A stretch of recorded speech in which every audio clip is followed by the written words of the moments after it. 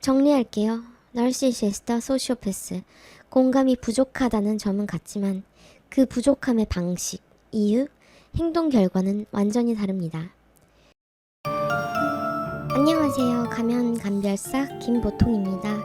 오늘의 주제는 나르시시스트와 소시오패스, 결정적인 차이 7가지입니다.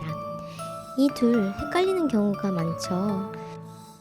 둘 다 공감 능력이 낮고 사람을 힘들게 만든다는 점에서는 비슷하지만 내면과 행동 방식은 전혀 다릅니다. 오늘은 이 두 유형을 구분할 수 있는 결정적인 차이 7가지를 말씀드릴게요. 1. 공감 능력의 결. 먼저 나르시시스트는 공감할 수 있음에도 하지 않으려 합니다.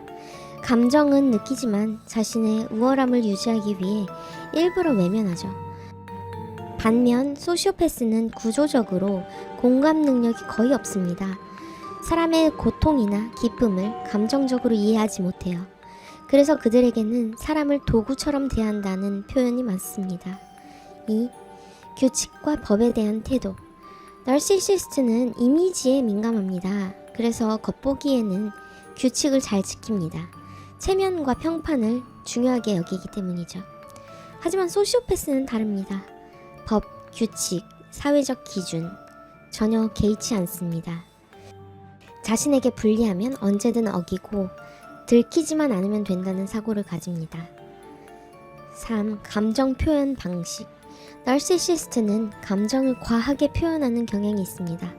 극단적으로 기뻐하거나 분노하거나 그 감정으로 사람을 조종하려고 해요. 내가 이렇게까지 했는데 라는 식이죠.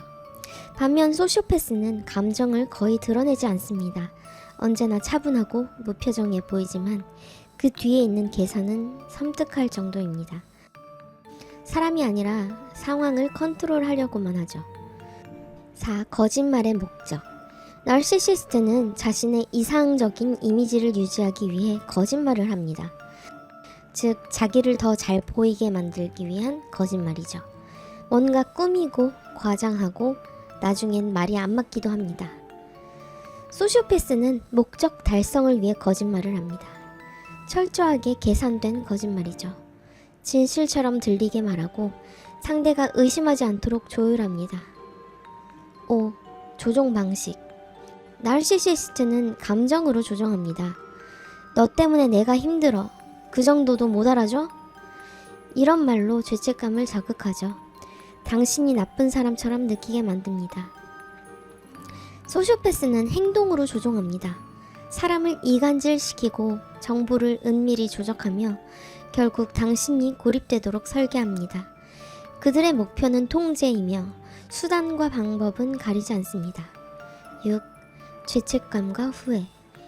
나르시시스트는 죄책감을 느끼긴 합니다. 하지만 자기 방어가 너무 강해서 그 죄책감을 상대에게 투사하거나 부인하죠. 결국 반성 없는 상태가 됩니다. 소시오패스는 애초에 죄책감 자체가 희박합니다. 남이 울든 상처받든 그게 그들에게는 전혀 문제가 되지 않습니다. 그래서 잘못을 지적해도 그래서 뭐? 라는 반응을 보이죠. 7. 장기적 관계 유지 능력. 나르시시스트는 주변 사람들이 점점 지쳐서 떠납니다. 처음엔 매력적으로 다가오지만 시간이 지날수록 사람들이 나만 상처받고 있다는 사실을 깨닫게 되죠. 소시오패스는 처음부터 거리감을 둡니다. 감정을 드러내지 않고 관계도 수단으로만 생각합니다. 그래서 오래 갈 수 있지만 그 안엔 신뢰가 존재하지 않습니다. 정리할게요. 나르시시스트와 소시오패스. 공감이 부족하다는 점은 같지만 그 부족함의 방식, 이유, 행동 결과는 완전히 다릅니다.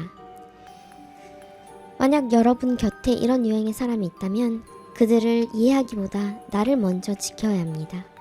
가장 좋은 방법은 거리를 두는 것. 그들이 뱉은 말에 휘둘리지 않는 것. 우리가 그들의 감정 도구가 되는 순간 그들은 점점 더 깊게 들어옵니다. 이상 가면감별사 김보통이었습니다. 여러분이 건강한 관계 속에서 감정을 지킬 수 있기를 바라며 다음 시간에 또 찾아뵙겠습니다. 감사합니다.